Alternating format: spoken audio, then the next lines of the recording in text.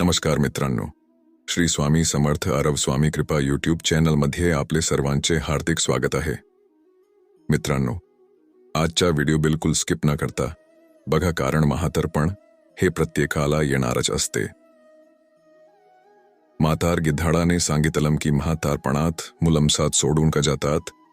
आज बालक आहे तो उद्या युवा बने आणि त्यानंतर तरुण बने. त्यानंतर त्याला म्हातारा हे बनायचे आहे. तुम्ही काहीही करा, परंतु यामध्ये तुम्ही कोणताही बदल करू शकत नाही. असं होऊ शकत नाही की एखादा माणूस खूप जास्त श्रीमंत आहे आणि तो त्या पैशाच्या जोरावर कधीच म्हातारा बनू शकत नाही, किंवा एखादा शूरवीर आहे ज्याला लोक घाबरतात, तो त्याच्या शक्तीच्या जीवावर माता बनू शकत नाही. कोणीही असू त्या, ज्ञानी गुणी श्रीमंत शक्तिशाली, कोणाकडेही कुठलीही खूबी असू द्या, परंतु आता नाही प्रत्येकाला बनाय आहे. आणि म्हणून ही माहिती तुम्ही लक्षपूर्वक ऐका. या व्हिडिओ मार्फत तुम्हाला समजेल की आपला स्वतःचे मूल म्हातारपणात आपली साथ का सोडतो. आणि ही गोष्ट व्यवस्थित समजण्यासाठी आपण हा व्हिडिओ अगदी लक्षपूर्वक ऐकायला हवं. एका जंगलात एक वडाचे झाड होते. त्या झाडावर अनेक पक्षी दिवसभर त्यांच्या किलकिलाट करत असत, किंवा असं म्हटलं तरी चालेल की जंगलातील सर्व पक्षी त्या वटवृक्षावर विश्राम करण्यासाठी जात असत. काही पक्ष्यांचा तो झाड तर गरज होता. त्या झाडावर राहून पक्ष्यांना अगदी सुरक्षित वाटायचं. असं म्हटलं जातं की एखाद्या ठिकाणी किंवा एखाद्या माणसासोबत आपण जास्त वेळासाठी राहिलो तर त्या माणसासोबत किंवा त्या जागेसोबत आपला मूल वाढू लागतो. त्याच्याप्रमाणे त्या वटवृक्षावर राहणाऱ्या पक्षासोबत सुद्धा अगदी तसंच घडलं होतं. त्या वटवृक्षासोबत या पक्ष्यांचा मोर खूप जास्त वाढला होता. एके वेळी जंगलामध्ये दुष्काळ पडला की तेथे 1 वर्ष पाऊस पडला नाही. जंगलातील सर्व झाडे सुकायला लागली. त्याचबरोबर तो वृक्ष सुद्धा अनेक वर्ष पाणी नसल्यामुळे सुकायला लागला होता. त्या वटवृक्षावर राहणारे बरेचसे पक्षी म्हणून ते वटवृक्ष सोडून तिथून दुसरीकडे जाऊ लागले. जेव्हा तो वटवृक्ष पूर्णपणे सुकला, त्या झाडाच्या फांद्या सुकून खाली पडू लागल्या, तेव्हा त्या झाडावरील सर्व पक्षी त्या वटवृक्षाला सोडून तिथून निघून गेले होते. फक्त एक म्हातारा गिधाड त्या झाडावर राहिला होता. त्याने पाहिलं की झाडावर राहणारे सर्व पक्षी एक एक करून तिथून निघून गेले आहे. काही पक्ष्यांनी त्या म्हातार या गिधाडाला सुद्धा त्यांच्या सोबत येण्यास सांगितले होते, परंतु गिधाडाने तिथून जाण्यास नकार दिला. म्हातार या गिधाडाने विचार केला की जन्माला या झाडावर आलो आहे, या झाडावर मी लहानाचा मोठा झालो आहे. जीवनातील सर्व सुख मला या झाडाने दिले आहेत आणि आज याच्यावर मोठे संकट आले आहे. मग मी या संकटात माझ्या साथीदाराला एकट सोडून कसा जाऊ शकतो. या वृक्षाने मला मोठा केला आहे, सुखदुःखात माझी साथ दिली आहे. माझ्यावर या वृक्षाचे खूप सारे उपकार केले आहे. मी जरी मेलो तरी चालेल, परंतु या झाडाला सोडून मी कदापि जाऊ शकत नाही. ते लोक खूप स्वार्थी स्वभावाचे असतात. त्याच्या आई वडिलांना म्हातारपणात सोडून निघून जातात किंवा परदेशात राहून सुखी आयुष्य जगत असतात. परंतु सुखी आयुष्य जगत असताना ते घरी असणार या त्यांच्या माता आई वडिलांना विसरून जातात. अशा मुलांना लाज वाटायला पाहिजे जे त्यांच्या आई वडिलांच्या म्हातारपणात सांभाळ करत नाही. विचार करा, जेव्हा तुम्ही लहान होता, तुम्हाला चालायला सुद्धा जमत नव्हतं, तेव्हा तुमच्या आई वडिलांनी तुम्हाला एकट्या सोडला होता का? जेव्हा तुम्ही आजारी पडला तेव्हा पूर्ण रात्र जागून आई वडिलांनी तुमची सेवा केली होती. ते तुम्हाला एकटे सोडून कुठे गेले होते का? तुम्ही एखाद्या संकटात अडकला असाल तर त्यांनी तुम्हाला कधीच एकटात सोडलं नाही. जेव्हा त्यांच्या मनात एखादी चांगली गोष्ट खाण्याची इच्छा झाली तेव्हा त्यांनी ती गोष्ट तुम्हाला सोडून एकट्याने खाली का? आज ते म्हातारे झाले आहे तर तुम्हाला त्याचा तिरस्कार वाटतो. तुमच्यासाठी त्यांनी एवढ केला आहे, परंतु तुम्ही त्यांना मात्र सोडून दुसरीकडे जात आहात. त्यांना आधार द्यायचा सोडून तुम्ही त्यांच्यापासून दूर जात आहात. म्हातारा गिधाडाने मरेपर्यंत या वटवृक्षाची साथ न सोडण्याचा निर्धार केला. काही दिवस आणखी केले. त्यानंतर त्या वृक्षाची परिस्थिती खूपच खराब झाली. त्याला वालवी लागली. परंतु इतका सारा हो नाही तो गुदार त्या झाडाला सोडून गेला नाही. दिवसभर इकडे तिकडे फिरून त्यांच्या भोजनाची व्यवस्था करत असे आणि संध्याकाळ झाल्यावर त्या वटवृक्षावर येऊन आराम करत असे. असेच खूप दिवस निघून गेले.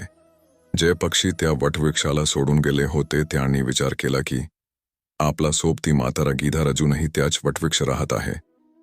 आपण त्याला भेटूनला जाऊ आहे आणि त्यांना समजावून आपण त्यांना आपल्या सोबत घेऊन येऊ. हाच विचार करून काही पक्षी म्हातार या गिधाडाला भेटण्यासाठी तिकडे आले आणि म्हाताऱ्या गिधाडाला त्यांच्या सोबत येण्याचा त्यांनी आग्रह केला. ते म्हणू लागले, हे वृद्ध गिधाड, तुम्ही अजूनही या सुकलेल्या झाडावर का राहत आहात? या वृक्षाचे जीवन आता संपले आहे. मरणाऱ्यासोबत मरणे हे तर पूर्णपणे वेडेपणाचे लक्षण आहे. हा झाड पूर्णपणे सुकला आहे. ह्याला वालवी लागली आहे. एखाद्या दिवशी मोठं वादळ येईल तेव्हा हा झाड खाली पडून जाईल. मग तुम्ही कुठे जाल? विद्वान लोक नेहमी म्हणतात की शत्रू, कर्ज, रोगराई, अग्नी या चारही गोष्टींना वेळेतच संपवायला पाहिजे. आणि जो मनुष्य या चार गोष्टींना वेळेत संपवत नाही त्याला एके दिवशी आयुष्याला मुखाव लागू शकत. आणि त्याचप्रमाणे हे वृद्ध गिधाड तुम्हाला सुद्धा ह्या सुकलेल्या झाडाला सोडून कुठल्या तरी चांगल्या ठिकाणी तुमचं घर बनवायला पाहिजे. मित्रांनो, सर्व पक्षांनी इतकं समजावून सुद्धा म्हातारा गिधाड त्या झाडाला सोडायला तयार होत नव्हता. तो गिधाड म्हणू लागला, हे माझ्या मित्रांनो, हा वृक्ष माझ्या आई वडिलांसमान आहे. माझे माता पिता मला जन्माला घालून ह्याच वटवृक्षावर सोडून निघून गेले. ते गेल्यानंतर याच वटवृक्षावर मी लहानाचा मोठा झालो आहे. जीवनातील सर्व सुख मी ह्या झाडावर उपभोगले आहेत. लहानपणापासून ते म्हातारा होईपर्यंतचा सर्व प्रवास मी ह्या झाडावर राहून व्यतीत केला आहे. आणि आता माझ्या ह्या साथीदारावर एक संकट आला आहे. मग अशा संकटाच्या वेळी त्याला मी एकटा सोडून कसं जाऊ शकतो? मी जर त्याला सोडून गेलो तर मी स्वार्थी स्वभावाचा ठरेल. असे म्हणतात की भक्त, सेवक आणि शरणागत दे म्हणतो की मी तुमच्या शरणागत, जो हे म्हणतो की मी तुमच्याच आहे. अशा लोकांना संकट आल्यावर सुद्धा सोडले नाही पाहिजे. जो कोणीही अशा लोकांना संकटाच्या वेळी सोडून जातो त्यांना खूप मोठा पाप लागतो. आणि ज्याने आपले पालन पोषण केले आहे सुखदुःखात, आपली साथ सोडली नाही, असा आई वडिलांना जो सोडतो तर असा कोणीही या सृष्टीवरील सर्वात मोठ्या पापाचा धनी बनतो. अशा माणसांना कधीही मनुष्य योनीमध्ये जन्म मिळत नाही. गिधाडाने सांगितलं की जेव्हापर्यंत मी जिवंत आहे तेव्हापर्यंत मी ह्या झाडावरच राहील. हे माझ्या पक्षी मित्रांनो, तुम्ही सर्वांनी इथून निघून जाऊ. वृद्ध गिधाडाचे म्हणणं ऐकून सर्व पक्षी निराश होतात आणि ते परत त्यांच्या ठिकाणी निघून जातात. काही पक्षी म्हणू लागले की त्याच्या वयानुसार या म्हाताऱ्या गिधाडाची बुद्धी सुद्धा म्हातारी झाली आहे. हा वेडा झाला आहे आणि म्हणूनच आपण त्याला इतकं समजावतोय तरी सुद्धा त्याला समजत नाही. तो त्याच्या हट्टावर कायम आहे. पुढच्या दिवशी काही पक्षी पुन्हा त्या म्हाताऱ्या गिधाडाला समजवण्यासाठी येतात, परंतु तेव्हा सुद्धा गिधाडाने जाण्यासाठी नकार दर्शवला. यावेळी सर्व पक्षी परत त्यांच्या घरी गेले नाहीत, तर काही पक्षी इंद्रदेवाकडे गेले आणि त्यांनी इंद्रदेवाला सर्व गोष्ट सांगितली. हे भगवंत, आम्ही ज्या जंगलामध्ये राहत होतो त्या जंगलामध्ये खूप वर्ष झाली पाऊस पडला नाही. पूर्ण जंगलामध्ये पाण्याचा एक थेंब सुद्धा नाही. सर्व झाडं सुकून मेली आहेत.